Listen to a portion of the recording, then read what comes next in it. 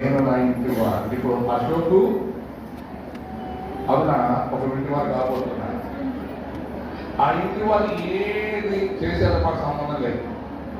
ఈయన పట్టు పెట్టి ఈయన పట్టు పెట్టి ఇంత పట్టు పెట్టి పెళ్ళికొడు చేసిన పిల్లలకి ఆడపిల్లకి ఏమి తీసుకెళ్ళారు? ఏమిటి పారంపర్య ఆచారాలు.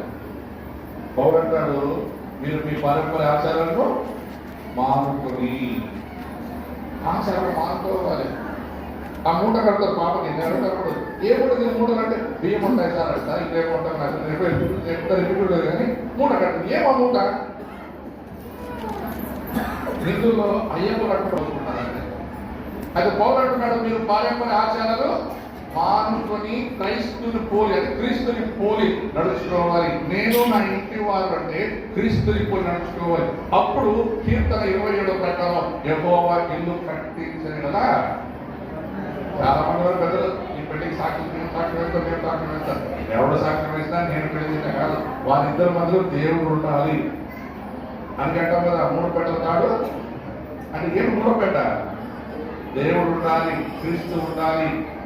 ఆత్మవార్తలు చెప్తున్నాడు యేసు ఆయనతో ఉన్నాడని వినపడాలి. రేపు అశోకు అరుణ బయటకు చెప్పాలి వీరు క్రీస్తు పిల్లలు, వీరు దేవుడి పిల్లలు ప్రభా ఉండని కాక కోరుచున్నాను తండ్రి.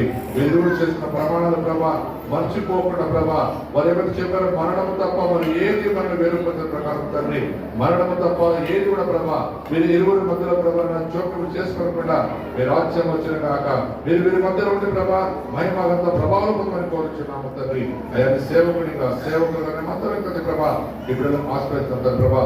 అబ్రహాం ఇస్సాకు యాకోబుల ఆశీర్వాదాలు సారా రేచల యొక్క దీవెనలు రూతు యొక్క పట్టుదల బిడ్డలకు కలుగుని కాక ఘోషిస్తున్నాం తండ్రి ప్రభా.